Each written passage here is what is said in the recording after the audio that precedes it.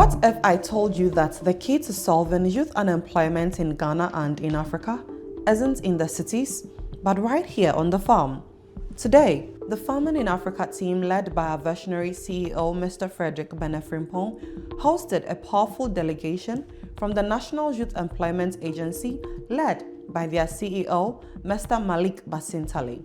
After an inspiring farm tour that showcased Farming in Africa's groundbreaking innovations for the agribusiness industry, both teams sat down for a bold conversation, one that could transform the future of the Ghanaian youth and the African youth forever. Could agribusiness be the solution we've been waiting for? Let's find out.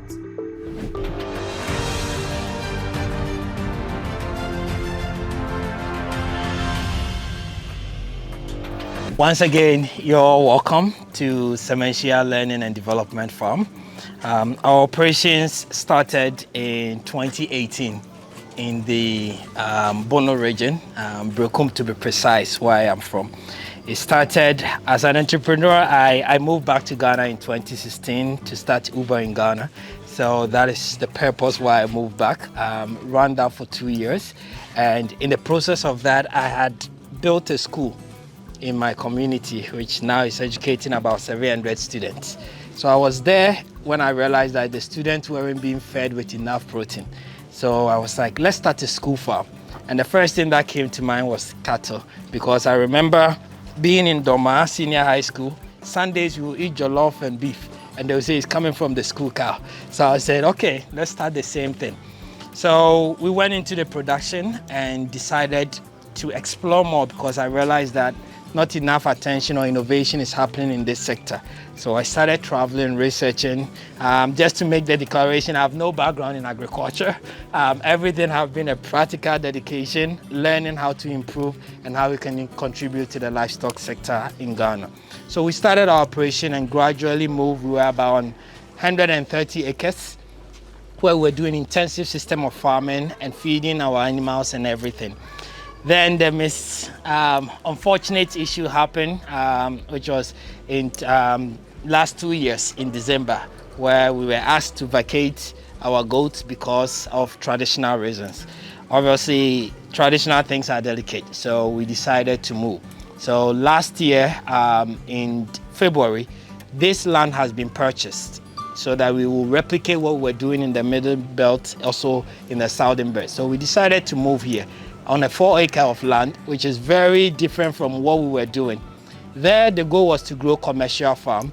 But when we moved here, we decided, with all the knowledge we have accrued over the years, let's rather set up a learning center where people that are interested in this can come and replicate what we're doing here in a large scale. So this is not a commercial farm. Every animal here, we are testing, we are examining, we are learning their trends so that we can educate. And obviously social media has been our channel of communication. We are actually the biggest agriculture influencers in the whole of Africa, with over 900,000 followers and doing about 5 million views on a monthly basis. So we're just pushing the education out there. So the center you see here, everything, we launched it last year, October. So it hasn't been that a while. We started operation in March, built this, and then started the operation, and gradually we've been here. Now we've been training people at where we are seated. Last year we trained about almost 3,000 people under this route that is coming from all over Africa, all the parts of Ghana. We also have accommodation here where we also accept interns from Pontamale, from some of the agri schools, to come 2 weeks, 3 weeks, stay with us, just learn. It's amazing when the young people come here and are able to see what they are learning at school being done here. About 3 weeks ago, we also had 70 livestock extension officers come here for 2 days and stay with us, where we were able to add to the knowledge they have so that they can spread the knowledge in the communities and support our women and men that are also doing it at a very small scale. Our goal now is just to train, to empower both youth, women, and our mothers and fathers who are also, their livelihood is dependent on this, share the knowledge that we have. So once again, you're welcome to Sementia Farm. We are headquarters is in Ghana. It was born in Ghana, but we have gradually scaled to Nigeria. We are in 3 states and in Kampala in Uganda as well. The goal is to be able to replicate this, first of all, across Ghana, and then move to our other neighboring countries as well. We have an architect who designs farms for other people. Ever since we came here, we have actually designed almost 10 farms just around here because we are here. So we keep on growing, and we're happy to welcome the Youth Employment Agency here, to this farm. It's such an honor to have you all here. When we started, we never thought that we'll get to this level. So thank you so much for coming, and we hope that you enjoy your stay here. Thank you.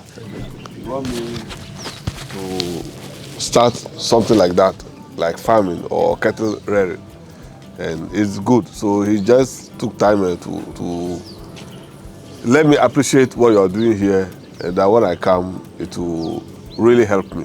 So I will just got here, and the few words you've shared with us, I am impressed, and I'm very sure and hope that many other people will come around here and see what you are doing. What you are doing is very good. Thank you. How many goats do you have in total now? In total, we have about 100 goats. 100 so Yes, far? 100 Wow. so far, yeah. Okay. Yeah. And have you sold some already? So we sell the kits. So what we do is we are still importing. Okay. And we are importing about 120 goats every 3 months. Okay, you bring 120 goats? Yes. Wow. The crates you saw for the quarantine, that's how they come in. So you can see how many crates we have. Wow. So we do it, and for the past 3 years, we've been doing that. So the demand is huge, but we sell only our kits, and that's why I didn't see a lot of kits. Okay. The moment they are 4 months, they are You gone. sell them, so they also go and breed? Exactly. And a Not lot. necessarily for meat? No. Majority, I'll say 100% of them actually want to start. You know, so they are taking, some are buying male to go and cross it with the local ones. So they buy very small male. So they start crossing them? With the small ones, because everybody that sees this wants it. But the price of importation and stuff is just, so we need to expand it and be able to cross it more and create that. There are many people who still do not believe that you can survive solely on this. Yeah. And if there's a way of employment for anyone, the first question is how to make a livelihood out of this. So we want to be sure. Yeah. Is this the only thing you do, Yeah. or you do other things to survive? Because people find agric now a part-time business, and so people would want to do something while doing agric on the side, because they don't see a way of surviving out of it. Yeah. And so that's a bit of a difficulty and a challenge in convincing people to go into agric. Yeah. So everybody wants to work in the public sector and have a side farm. Everyone wants to work from Monday to Friday in the corporate setting, and then weekend they visit their farms. Not for profit, but just for the passion. But agric must be a way of employment, so that people could make a livelihood out of agric and all of that. And so that's usually the confusion. So once you are into it already, I'm sure you will be able to advise a lot of people out there as to how they can sustain their livelihoods out of agric. The issue with agric is, you know, because of our background, we all believe we are farmers. So we go into it and we are repeating the same thing that we've been doing for centuries, and we're expecting a different results, right? So if you look at how deliberate we are, right, in everything, so we are cutting our losses. And not just that, just like any business, you need to create your blue ocean. You need to innovate. The bill that you're seeing there, we sell that bill for how much? 150 cedis. This, as I'm talking to you, we have an order of 1,000 that we can't even meet. People come from Nigeria with truck and come and buy that. What does it take? It takes you planting this grass once, and every 1 month, cutting it, it will grow. Cut it, it will grow, and you sell it.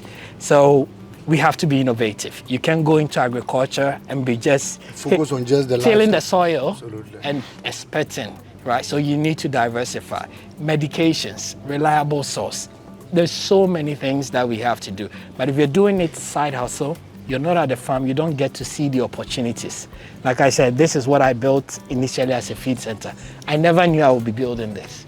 but because I'm here and I see the challenges and I see the need, I'm able to add value to it. So I think people need to go in fully, and then they will see the problems offers the opportunity as well, right? So I think there is a lot for us to do in the agri sector. I agree. I mean, because this alone, if I had an animal farm, I would have bought some, because you have to buy this and store it for the dry season and all of that. Yeah, exactly.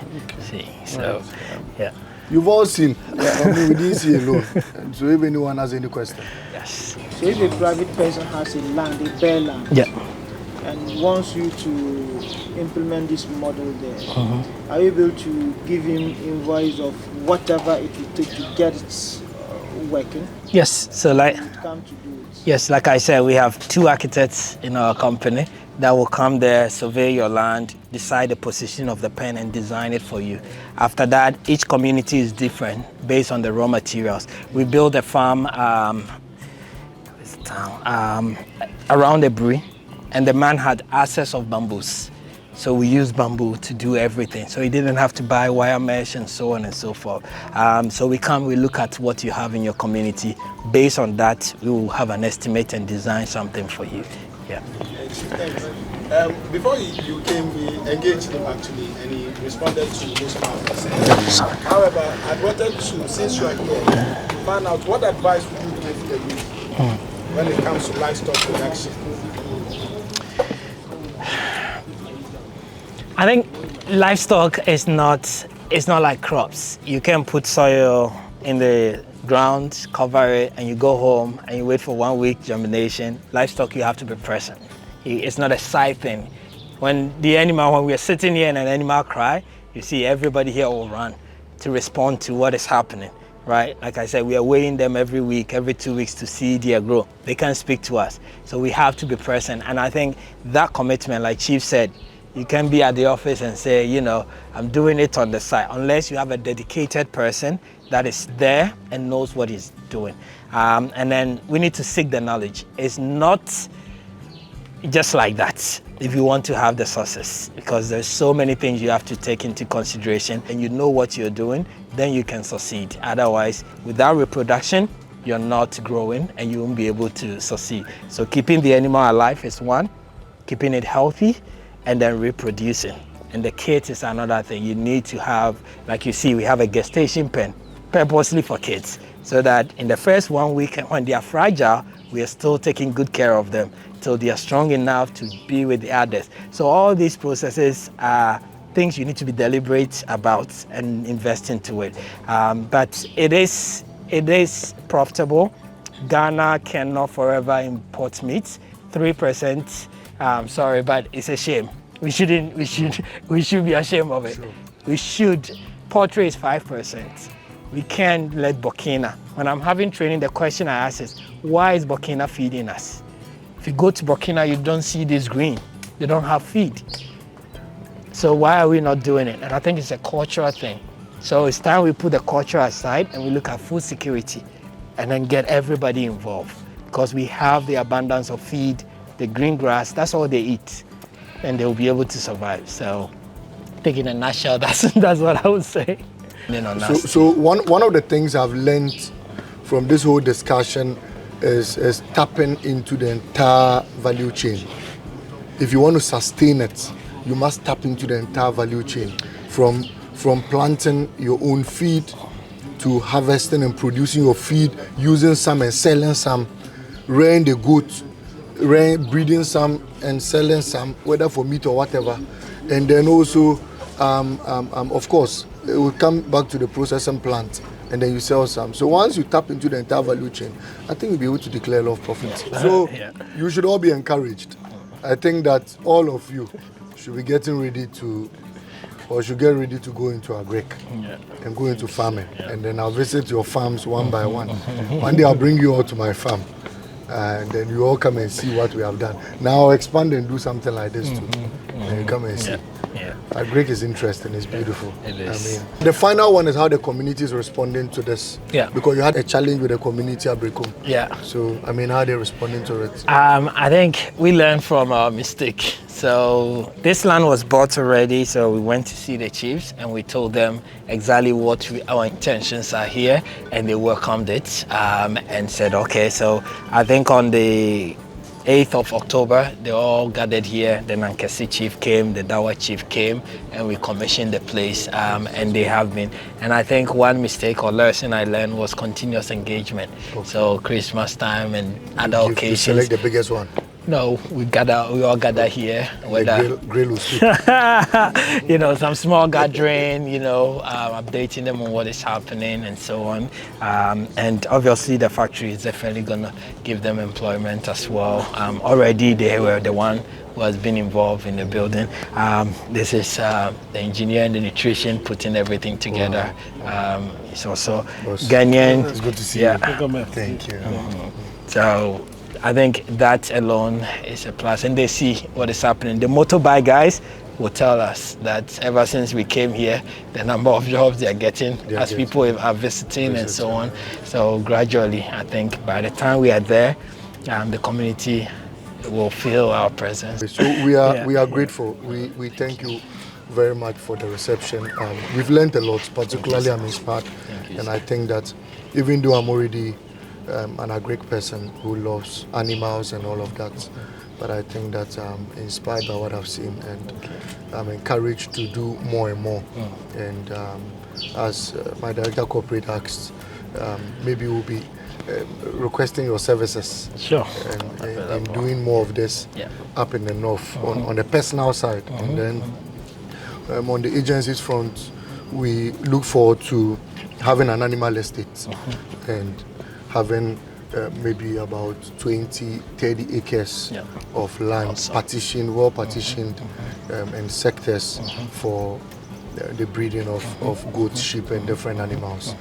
Some of which we could, like I was saying the last time, we could auction to people from your side. Yes.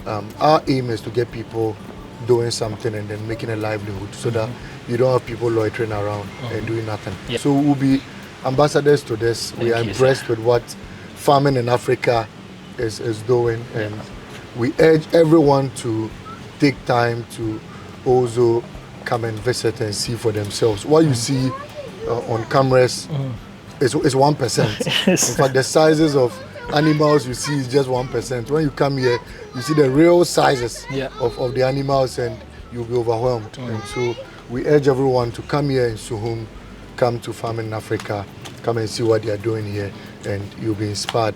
And together we can feed Ghana, as His Excellency the President has urged all of us to do. He started his own farm in Yape, and he has other farms in Daboya and then others in Busuno, and he wants to keep expanding. And so we also start from where he stops, and then we expand, and we urge others to also start from where we stop, so that by the time we realize, we will reduce the importation of pepper, the importation of okra, the importation of tomato, the importation of meat and other things. Yesterday I received another delegation that had secured farmland at Hacho, and they had gone into partnership with the University of Ghana, and they were to plant pepper and okra, and they needed about 2,000 people to employ on the farms. And it's beautiful. I mean, very soon we'll be planting and surviving on our own, produce. That's the goal.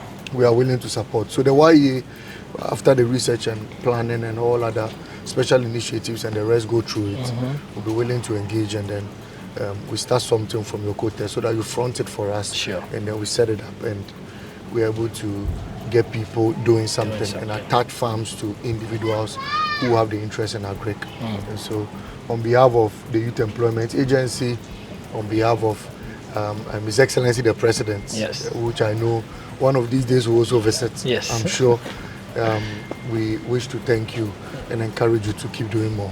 Thank you very much. Thank you very much. The future of agribusiness is here, powered by collaboration, innovation, and youth. Join us and let's grow this movement together.